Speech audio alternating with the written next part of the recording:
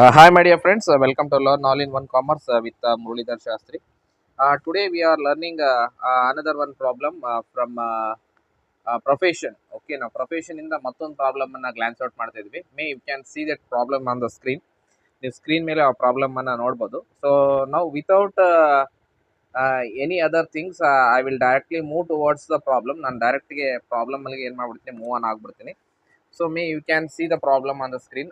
ಇದೇ ರೀತಿಯಾಗಿ ನಾನು ನಿಮಗೆ ಫಾರ್ಮೇಟ್ ಅನ್ನ ಇನ್ ಡೀಟೇಲ್ ಆಗಿ ಲಾಸ್ಟ್ ಪ್ರೊಫೆಷನ್ ಒನ್ ವಿಡಿಯೋದಲ್ಲಿ ಏನು ಮಾಡಿದ್ದೀನಿ, income from profession one video ಅದರಲ್ಲಿ ಏನು ಮಾಡಿದ್ದೀನಿ, ಪಿನ್ ಕಮೆಂಟ್ ಅಲ್ಲಿ ಹಾಕಿದ್ದೀನಿ. ಮೇ ಬಿ ಈ ವಿಡಿಯೋದಲ್ಲೂ ಕೂಡ ನಾನು ಪಿನ್ ಕಮೆಂಟ್ಗೆ ಏನು ಮಾಡ್ತೀನಿ, ಅದನ್ನು ಅಟ್ಯಾಚ್ ಮಾಡಿರ್ತೀನಿ. So may you can see all the formats. ನೀವೆಲ್ಲ ಫಾರ್ಮೆಟ್ಸ್ಗಳನ್ನು ಕೂಡ ಗ್ಲಾನ್ಸ್ ಔಟ್ ಮಾಡ್ಬೋದು.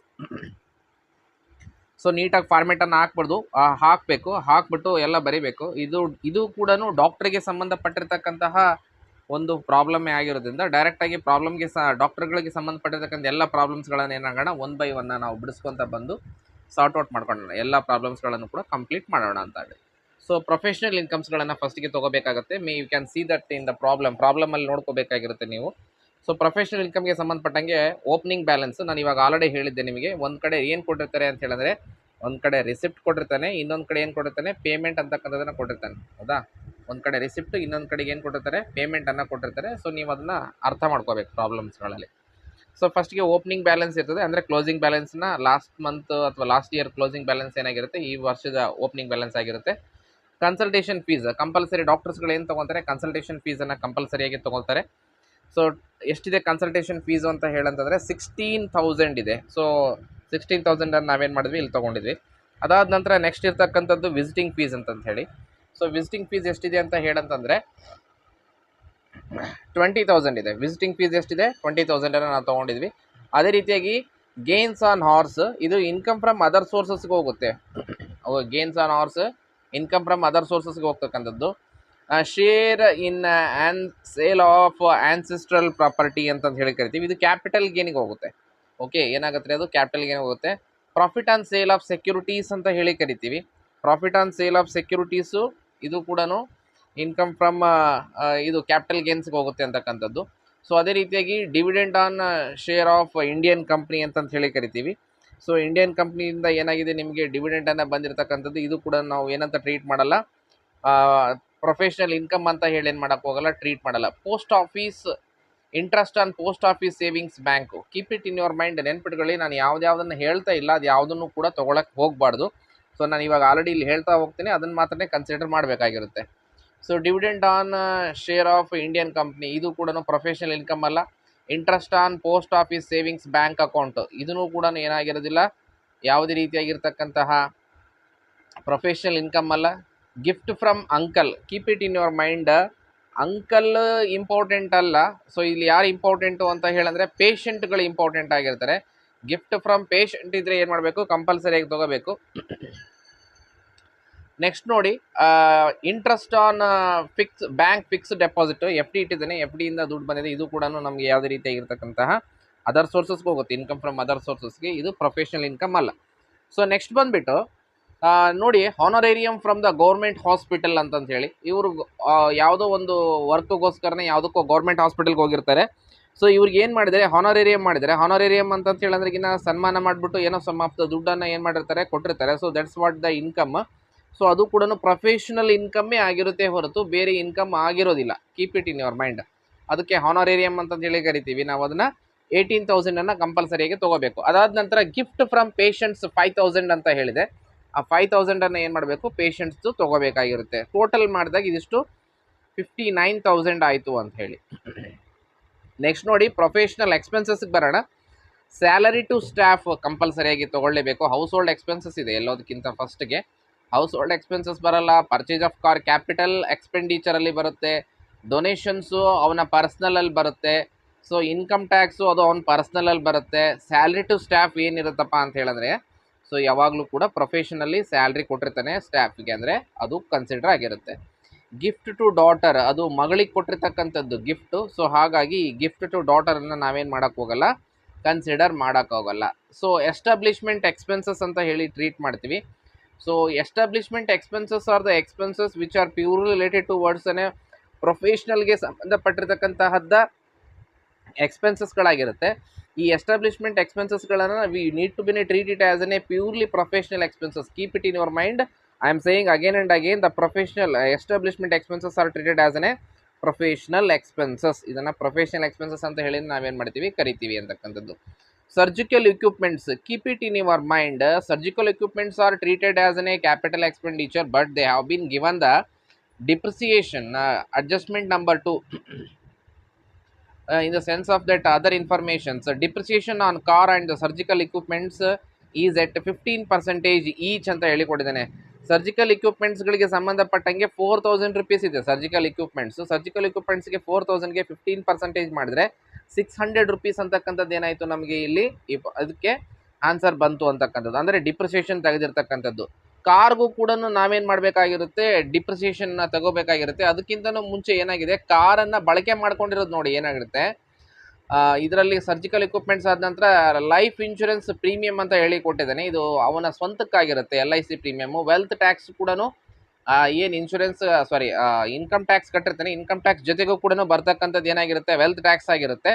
ಸೊ ಹಾಗಾಗಿ ಆ ವೆಲ್ತ್ ಟ್ಯಾಕ್ಸ್ ಅಂತಕ್ಕಂಥದ್ದು ಅವ್ನು ಪರ್ಸನಲ್ ಆಗಿರುತ್ತೆ. ಕಾಸ್ಟ್ ಆಫ್ ಮೆಡಿಸಿನ್ ನಾನು ಈಗ ಆಲ್ರೆಡಿ ಇಲ್ಲಿ ಬರ್ದಿದ್ದೀನಿ 6000 ಕಾಸ್ಟ್ ಆಫ್ ಮೆಡಿಸನನ್ನು ಈಗ ಆಲ್ರೆಡಿ ಬರ್ದಿದ್ದೇವೆ. ಅದಾದ ನಂತರ ಕಾರ್ ಎಕ್ಸ್ಪೆನ್ಸಸ್ ನೋಡಿ, ಇಲ್ಲಿ ಕಾರ್ ಎಕ್ಸ್ಪೆನ್ಸಸ್ ಇಲ್ಲೇ ತೊಗೊಂಡಿದ್ದೇನೆ ನಾನು.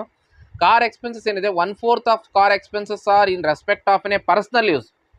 1/4 ಏನು ಮಾಡಿದ್ದಾನೆ, ಪರ್ಸ್ನಲ್ಗೆ ಯೂಸ್ ಮಾಡಿದ್ದಾನೆ. ಸೊ 1/4 ಪರ್ಸ್ನಲ್ಗೆ ಯೂಸ್ ಮಾಡಿದರೆ 3/4 ಯಾವುದಕ್ಕೆ ಯೂಸ್ ಮಾಡಿರ್ತಾನಪ್ಪ ಅಂತ ಹೇಳಂತಂದರೆ ಅವನು ತನ್ನ ಪ್ರೊಫೆಷನ್ಗೆ ಯೂಸ್ ಮಾಡಿರ್ತಾನೆ. ಸೊ ಹಾಗಾಗಿ 3/4 ತೊಗೋಬೇಕಾಗತ್ತೆ. 8000 ರುಪೀಸ್ ಇದೆ ಕಾರ್ ಎಕ್ಸ್ಪೆನ್ಸಸ್ಸು. 8000 3/4 ಮಾಡಿದ್ರೆ 6000 ರುಪೀಸ್ ಏನಾಯಿತು, ಇಲ್ಲಿ ಪ್ರೊಫೆಷನ್ಗೆ ಬಳಕೆ ಆದಂಗೆ ಆಯಿತು.